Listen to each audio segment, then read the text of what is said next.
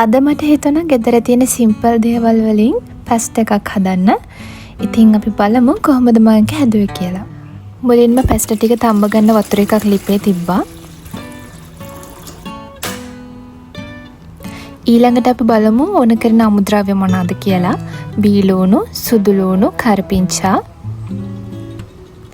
ඊට පස්සේ හීනියට ලියාගත්තු කැරට්. මම මේකට අද සොසේජස් එකතු කරනවා. බිත්තරයක්. ඊට අමතරව අපිට ඕන වෙන්නේ ඔයාලට මේ පේන විදියට බටර් ටිකක්. ඊට පස්සේ ඉතින් පැස්ට්ක් තියෙනවා. මේකට ඔයාලට සීෆුඩ් මොනවා හරි ඒ කියන්නේ ඉස්සොදැල්ල වගේ එකතු කරන්නත් පුළුවන්. චිකන් එකතු කරන්නත් පුළුවන්. ඊට පස්සේ සෝයා සෝස් අන්තිමට එකතු කරන්න ඕනේ. මුලින්ම වතුර ටික හොඳට නටන්න අරිනවා. ඊට පස්සේ ඒකට ලුණු ටිකක් දාලා පැස්ට් ටික දානවා. ඊට පස්සේ ටිකක් මං කවලම් කරනවා. සමහරක් වෙලාවට මේවා අර වාජනය අඩිය ඇලෙන්න පුළුවන්. ඒ නිසා කවලම් කරනවා. දැන් පෙරාගමු. නටන වතුරයකට දාලා විනාඩි 5කට පස්සේ තමයි මම මේ පැස්ට් ටික පෙරාගන්නේ. ඊට පස්සේ පෑන් එක ලිපේ තියලා ඒකට බටර් මේස හැන්දක් වගේ දානවා. ඒ ටික හොඳට මෙල්ට් වෙනකොට මුලින්ම දාන්නේ සොසේජස් ටික. සොසේජස් ටික හොඳට කලවම් කරලා ටිකක් දෙපැත්ත බැඳෙන්න ඇරලා ඊළඟට මම එකතු කරන්නේ සුදු ලූණු, බීලූණු මේ දෙකත් හොඳට මිශ්‍ර කරගෙන ටිකක් රන්වන් පාටට එනකොට කරපිංච කොළ ටිකක් දානවා. දැන් එකතු කරනවා කැරට්,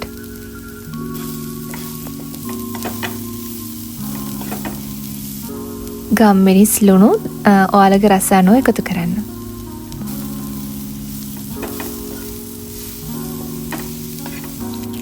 ඊළඟට බිත්තරයක් එකතු කරනවා. ඊට පස්සේ හොඳට මේ ටික පොඩි පොඩි කෑලි වගේ කැඩෙන විදියට කවලම් කරගන්නවා. අන්තිමට පස්ත ටික එකතු කරනවා. දැන් මේ ටිකත් හොඳට මේ විදියට කවලම් කරගන්නවා.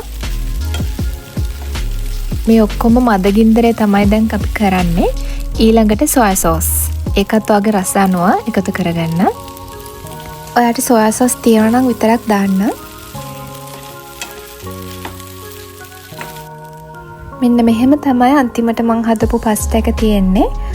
ඊට පස්සේ මං අන්තිමට උඩින් එකතු කරනවා මෙන්න මේ ලීක්ස් ටික. ඊට පස්සේ ඒ ටිකත් කවලම් කරනවා. අර පැස්ට් එකේ තියෙන රසනෙට ඒ ටික තැම්බෙනවා. දැන් මම යන්නේ සෝස් එක හදන්න. ඒකට තක්කාලි සෝසුයි මයොනයිසුයි තමයි දාන්නේ. මුලින්ම මයොනයිස් ටික මේ විදියට දාගන්නවා. ඊළඟට ඒකට තක්කාලි සෝස් ඔයාට ඕන ප්‍රමාණයට දාගන්න. ඊට පස්සේ මේ දෙක හොඳට කවලම් කරාට පස්සේ මේ විදියට තමයි සෝස් එක එන්නේ. ඉතින් ගෙදර ඉක්මනට හොයාගන්න පුළුවන් දේවල් වලින් හදාගන්න පුළුවන් සෝස් එකක් තමයි මේ. ඔයාලා හැමෝම දන්න සෝස් එකක්.